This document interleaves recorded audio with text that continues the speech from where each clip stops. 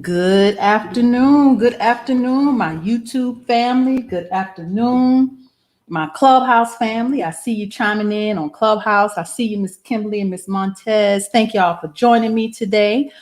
I see you coming in over here on YouTube family. Thank you for joining me. You know what time it is. You know what time it is. I am Tamara Johnson Shealy, and we are keeping up with Congress, y'all. If you're right here on YouTube following me, please hit the like button, hit the subscribe, the notification, and share. You know, I told you we got to have receipts in these political streets. We can't go to Congress not being able to negotiate. So that means we got to keep up with the players and we got to keep up with the game, y'all. Politics is a game, it's a sport. And we're going to learn how to play it. Keeping up with Congress, y'all. So let's get this party started. You know, I like to share my screen. For those of you watching here on YouTube, let's dive right on in. You know, I like to bring you some reparations information. You know, yesterday was the 100th anniversary of the Tulsa Riot Massacre. They want to call it a riot. It was a massacre. We know what it is. Massacres all around these United States. America will be held accountable to this. We're not going to just sit back. We're not going to be quiet. I know that the actual event was actually canceled in Tulsa, but for what I'm hearing, for good reasoning, the descendants had a request. They made a request of the commission that was not honored, and they weren't going to be participating in this multi-million-dollar event and not be compensated, have something for the descendants, right? No more of this pimp game that's being played on us who are descendants of chattel slavery in this country. No more. I see you family chiming in over here on YouTube. Thank you for joining me. I am, again, Tamara Johnson Shealy. Let's get this party started. I'm going to share my screen so you guys can see it. All right, Tulsa yesterday, again, Greenwood 100th anniversary, y'all. Excuse me. Yeah, let's get on in. Tulsa marks 100 years since the massacre with the somber ceremonies and demands for reparations. This article goes on to talk about Monday's commemoration began with a solemn ceremony in which a half a dozen large jars, each labeled unknown, to represent the victims of the massacre whose names were not recorded, but were filled with soil by speakers and attendees. You can see here on the screen, these are the three survivors. The Hughes Van Ellis, he's 100. Leslie Benningfield Randall, she's 106. And Viola Fletcher, 107, the oldest living survivors of the Tulsa Race Massacre. We have to honor these elders. God kept them here for a reason and a season of such a time as this, y'all. A reason and a season. Because reparations is here and reparations is now. The article goes on to say a state commission in 2001 found that the damages to Greenwood in 1921 will equal nearly $30 million. However, no reparations have been paid to survivors or their descendants, and no people or entities have been held criminally liable. That has left many here skeptical that anything will change in Tulsa, a city that remains largely segregated. We ain't playing, y'all. We, this generation. When I say we, this generation, oh, we ain't playing. We ain't playing. Keeping up with Congress, y'all. Keeping up with what's happening in reparations around the country. Hey, Don, I see you chiming in. Thank you, family, over here on YouTube. Share, hit that like button, the notification button, subscribe. Make sure you're following Keeping Up with Congress, y'all. Another article, a seminary built on slavery and Jim Crow labor has begun paying reparations. See, they know these 400 years are up. Pay us what you owe us. Reparation is a debt owed. Pay us what you owe us. This seminary, yeah, it was built on slavery and Jim Crow on Jim Crow labor has begun paying reparations. The Virginia Theological Seminary is giving cash, y'all, CASH, cash, to descendants of Black Americans who were forced to work there. The program is among the first of its kind. Look, they know. Make amends. Do what's right. This is a good article. It says one night in 1858, Carter Dowling, an enslaved Black man forced to work without pay at the Virginia Theological Seminary in Northern Virginia, made the brave decision to escape. He got the hell up out of there. He made it to Philadelphia, where he met the famed abolitionist William Still. He then continued north to Canada, and after the Civil War, returned to Washington, D.C., where he was able to open a bank account for his children. He eventually went on to work as a labor organizer in Buffalo. To this day, Mr. Dowling's family line continues, and most likely, for one of the first times in American history, his descendants could receive cash payments for his forced labor. Praise the Lord, y'all. I'm telling y'all, we living in the moment. We're going to look back 10, 15, 20 years, and we're going to say this was our now. We are living in the moment. I do believe we are going to live to see reparations. It's going to happen on our watch, this generation of us, because we ain't playing. The article goes on to say, in February, the Virginia Theological Seminary began handing out cash payments to the descendants of Black Americans who were forced to work there during the time of slavery and Jim Crow. The program is among the first of its kind.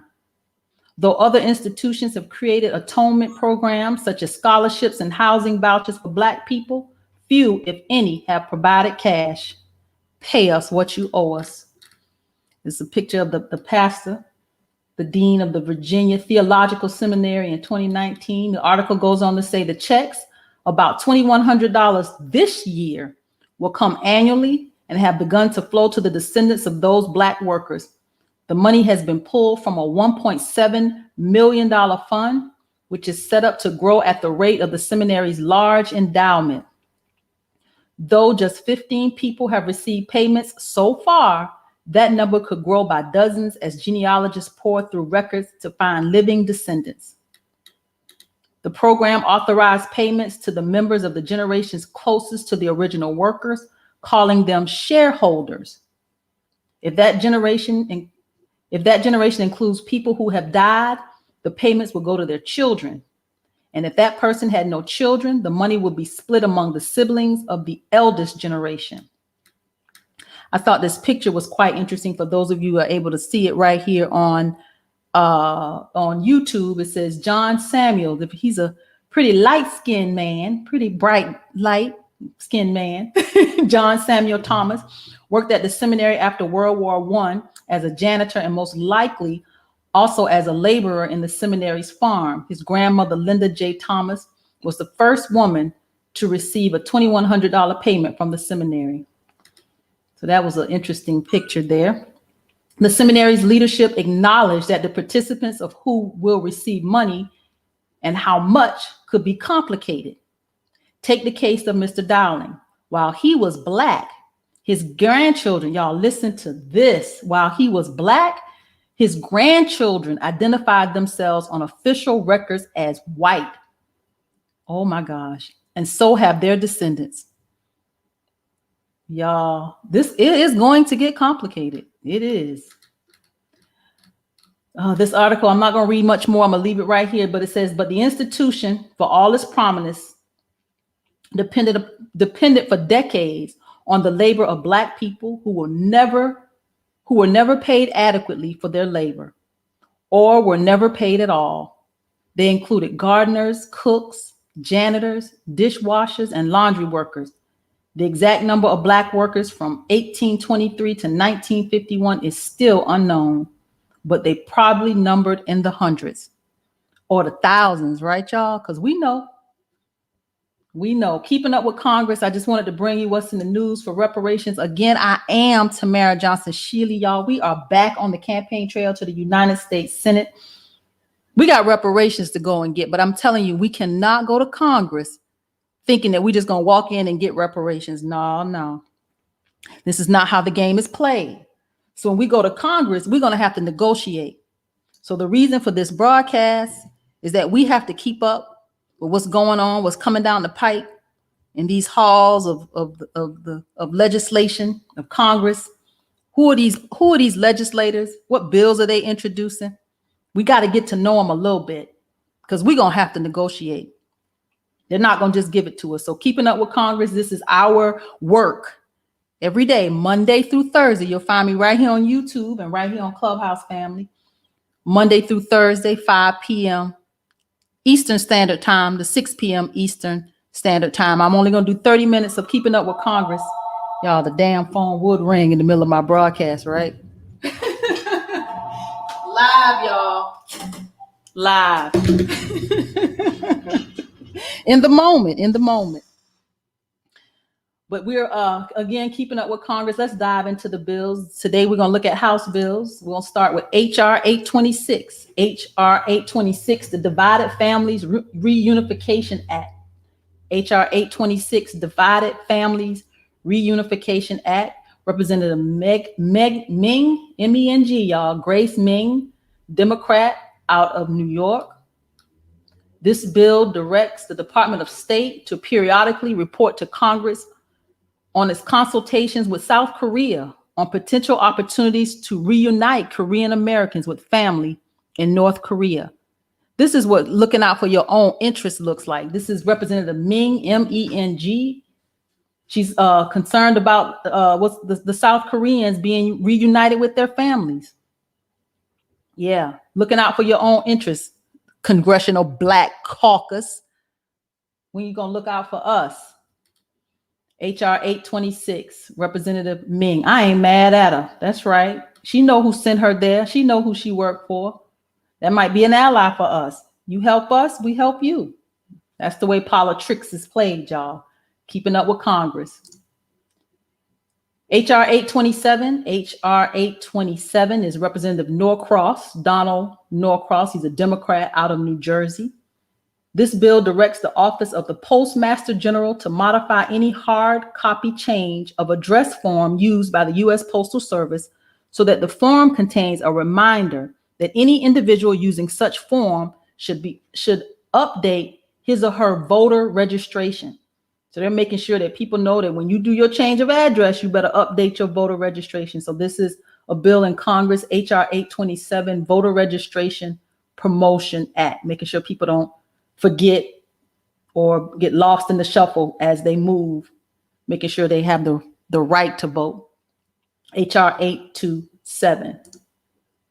H.R. 828. H.R. 828 is the Prepare LTC Act. Prepare LTC Act. This is Representative Pascrell, Bill Pascrell, Democrat out of New Jersey. I had to look this one up.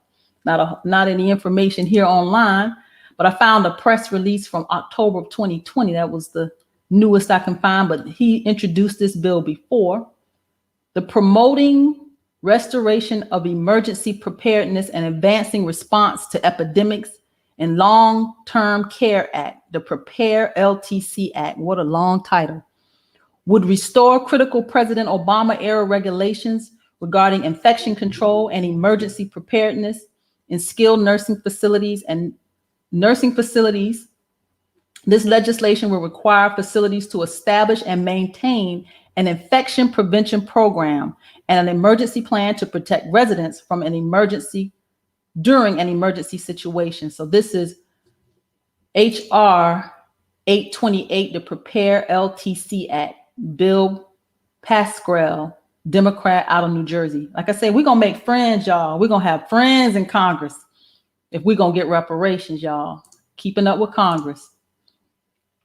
H.R. 829, H.R. 829, Empower Our Girls Act. This is Representative Perry, Scott Perry. He's a Republican out of Pennsylvania.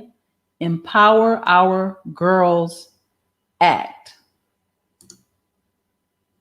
This legislation is to help prevent the practice of female genital mutilation in the United States. I didn't even know this was being done in the U.S., y'all. So female genital mutilation in the United States. He goes on to say, now it's time to stand up for the voiceless and criminalize the horrific practice of female genital mutilation. And they call it FGM. FGM has absolutely no place in America or any other place in this world. FGM is unconscionable, systemic form of abuse perpetuated against the youngest and most vulnerable among us and serves no medical purpose. The recent federal court ruling in Michigan has once again brought this issue to the forefront. As our society becomes more transient and diverse, renewed efforts to preserve this atrocity are necessary. In no uncertain terms, FGM must end immediately, and those who perpetrate it will be brought to swift justice in the United States, says Perry. Article goes on to say, in 2017, federal prosecutors for the first time used the 1996 federal statute criminalizing the practice of FGM to bring charges against doctors Fakhrudin Attar and Jumana Nagarwala of Livonia, Michigan. Attar and Nagarwala are accused of performing FGM on at least 9 underage girls ranging in ages from 8 to 13 from at least 3 states. So I didn't know that female genital mutilation was actually happening in these United States. Keeping our eyes on Congress, y'all. Keeping our eyes on Congress. HR 830, HR 830. I see you, my YouTube family. I see you, Clubhouse family. I'll put your comments on the screen in just a few minutes as we get to the half-hour mark. You know, I like to bring you 30 minutes of keeping up with Congress. HR 830 is the Wage Increase Fairness Act. Wage Increase Fairness Act. Had to look this one up. This is let me go back to who he was. Representative Peters, Scott Peters. He's a Democrat out of California. The Wage Increase Fairness Act. I thought this was interesting. It intends to prevent local ordinances from putting added requirements on independently owned franchisees that are still considered small businesses in regards to potential minimum wage increases. Goes on to say, essentially, without the bill, a franchise business may be required to implement the new higher minimum wage standards, despite being the same size as a non-franchise small business in the area. The bill aims to allow all similarly sized businesses to be treated equally when it comes to the franchise versus non-franchise criterion. Makes me think about McDonald's now. I saw an ad on, I want to say on Instagram. $15 now. McDonald's offering $15. I was actually driving around here in my neighborhood. I saw a sign for bus drivers, school bus drivers, $18 an hour. Yeah.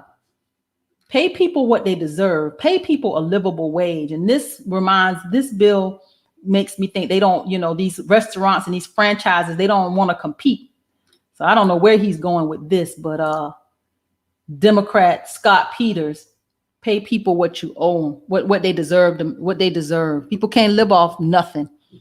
$7 here in Georgia makes absolutely no sense. HR 830, y'all. HR 831. HR 831 is the health statistics. Woo-hoo, that's a good old tongue twister. Health Statistics Act of 2021. Health Statistics Act of 2021. Representative Peters again, Scott Peters. This bill requires efforts to standardize reporting of public health data, including for COVID-19. Specifically, the Center for Disease Control and Prevention, the CDC, must develop uniform standards for health departments and other entities that report public health data. The Department of Health and Human Services, HHS, may award grants to entities for adopting the uniform standards and otherwise improving their reporting capabilities. So this bill is an effort to standardize reporting of public health data. Representative Peters, Democrat, out of California. Just a few more, guys. We're almost at the half hour, and then we're going to come over here to Clubhouse, and we're going to have a conversation, and we're going to take it wherever it goes. HR 832. HR 832 is Safe and Affordable Drugs from Canada Act of 2021. Safe and Affordable Drugs from Canada Act of 2021. I find that quite interesting. Why do we have to pass a bill to get safe and affordable drugs from Canada Why we can't get safe and affordable drugs right here in America? Keeping up with Congress, y'all. This bill requires the Food and Drug Administration, the FDA, to allow for the personal importation of prescription drugs from Canada in certain instances.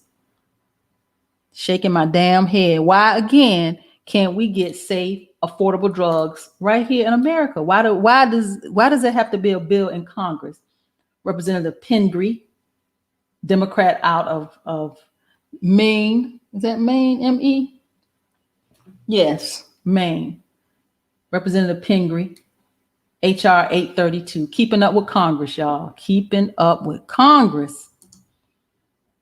HR 833. HR 833 is the Family Savings for Kids and Seniors Act. Family Savings for Kids and Seniors Act. Representative Porter.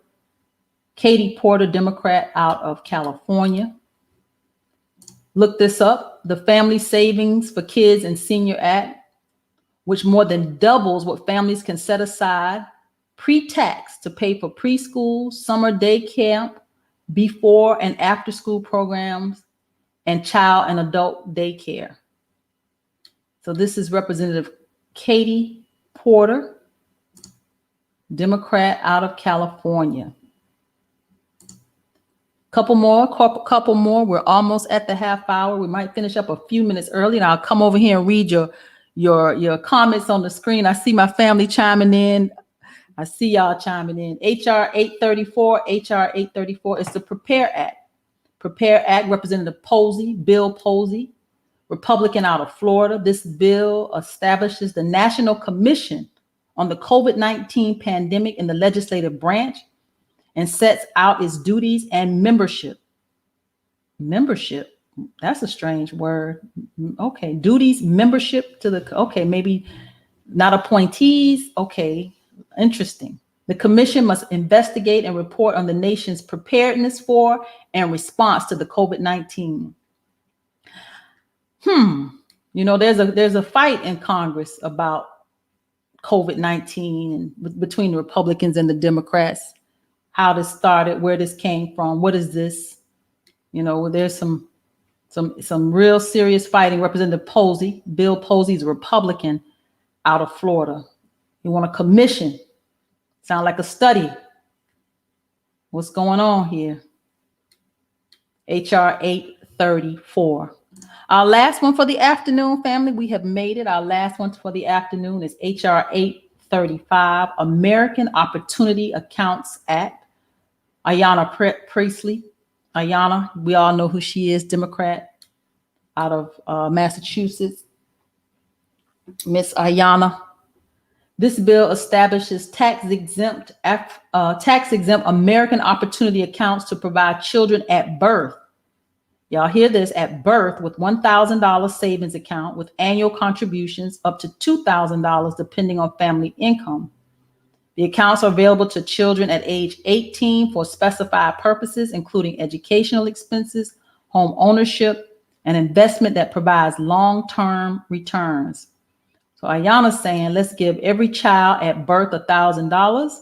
Family can contribute up to $2,000 a year and give it to the child at age 18. Okay, Ayanna, how y'all feel about that, Clubhouse family? I'll bring it over there and let y'all chime in. YouTube family, Ayanna Priestley out of Massachusetts, HR 835. Yeah, I'd like to bring you about 10 bills. I am Tamara Johnson Shealy. I'd like to bring you about 10 bills we're watching in Congress. This is a game. Politics and we got to learn how to play it. We got to get our emotions out of it. We got to put out, it's all about policy. It's not about people. It's not about party. It's about policy that will move the agenda for us as a people. And we're so emotional when we go to the polls. I like this person. I like that. You like them, but where do they stand on the policies? What are they going to do for you when they get there? We got to do better. So I see you over here, YouTube family. I'll put your comments on the screen. Good afternoon, Dawn. Hey, Universal Mike. Good afternoon. Good afternoon, Miss Montez. Yes, pay us what you owe us. Pay us what you owe us. Kwame says, keeping up with Congress is how we keep the fingers on what's in our political interest. No more politics. Say it, brother. Say it. Blackery. I hope I'm saying that right. Pay you what you are owed. Say it. Say it. If we're talking Congress, we must push for Congressional Black Caucus with 56 votes in the House. Yes, we got work to do, family. We got work to do. I am back in these political streets. I am back on the campaign to the United States Senate. But I can't do this, y'all, without you. You know, we ran a good race with no money. You know we did. We ran a good race with no money. 21 candidates in this race. 21 candidates, y'all. We came in 6th place out of 21. The top 5 had millions or influence. It was a race, y'all. We had over 100,000 votes talking about reparations. We got a base. We got a strong base. This was a presidential year. That was a difference. This was a jungle primary. That made a difference. People in Georgia really disliked Kelly Loeffler. That made a difference. But we have an opportunity now to take this seat to the United States Senate. We have an opportunity right now. Thus far, I do believe I'm probably the only candidate that has filed to primary Reverend Senator Raphael Warnock. I believe I'm the only candidate thus far. I may not be by the time qualifying happens, which will probably be around February. But we can't do this the way we did this before. We can't run this race without media. We can't run this race without, media being radio and television and mailers and social media ads. We can't run this race without having a presence. And in this presence, we got to talk reparations. I've said this and I'll say it over, and I am nothing and nobody as a candidate without reparations. This is my mission. This is my agenda. And if we're going to get to Washington, if we really want to get to Washington, we're going to have to play politics a little different. That means we got to raise some money, and we got to buy our media. Because what I noticed about the 5 of them was that they didn't get on the ground, which that's our strength, is that we can get on the ground and we can mobilize. That's a secret weapon for us, but it can't be our only weapon. So we're going to have to raise money.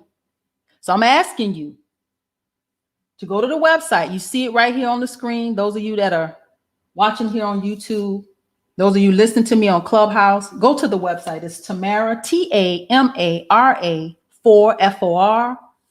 Georgia spelled out. I need you to go to the website. If you really want reparations, we're going to have to save our money, because when it's time to hit the ground running, we're going to have to hit the ground running. We're going to have to play politics the way this game is played. So I'm going to talk to you real briefly, and then I'm going to take it over to Clubhouse, and we'll continue the conversation there. I have a moderator that's going to help me today. I'm super excited. Thank you, Montez, for jumping in and helping me over in these Clubhouse spaces. But I'm asking everybody to go to the website. June 1st today. It's a 30-day challenge. June 1st today. We need 5,000 people. That ain't no hard ask.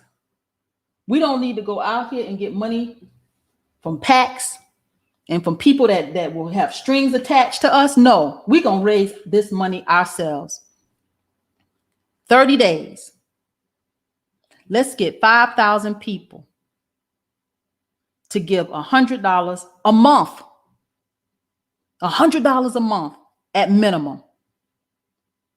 Or $170. Because the individual contribution to a federal campaign is $2,900. So from $100 to $170, make a contribution to this campaign. This is not to me. This is to you. This is to us. This is to generations to come. This is for reparations. If we're going to get to Washington, we got to be able to compete.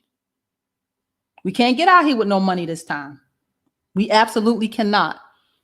So I'm asking you to go to the website, Tamara for Georgia. You see it right here on the screen. For those of you watching on YouTube, on Clubhouse, it's Tamara 4, F-O-R, Georgia spelled out. Give anywhere from 100, become a monthly contributor, anywhere from 100 to $170. Make a commitment. We get 5,000 of you to do that. We could win very easily. We can buy the media that we need because media is for sale. And media is how we're going to have to play the game going into this next race. Our message of reparations has to get out there. This is my last shot here in Georgia, y'all. There will be nothing else for me to do. This becomes a 6-year term in 2022. Either we take it now or it's nothing else I can do. This is our opportunity. So I'm asking you to go to the website again, become a monthly contributor between now and the end of this campaign. Prayerfully, we make it to November because that's the goal.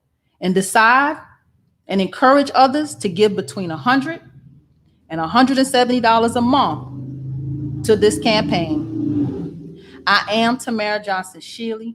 We're taking a bold agenda to Washington, and we're going to have to sacrifice to get there. And I know we can do it. I absolutely know we can do it. So I will see you tomorrow afternoon right here on Keeping Up with Congress. I'll come to you Monday, Tuesday, Wednesday, Thursday, 5 p.m. to 5:30 p.m. right here on YouTube. But I'm coming over here to my Clubhouse family, and we're going to have a conversation over there. So I thank you for joining me right here on YouTube. I will see you tomorrow.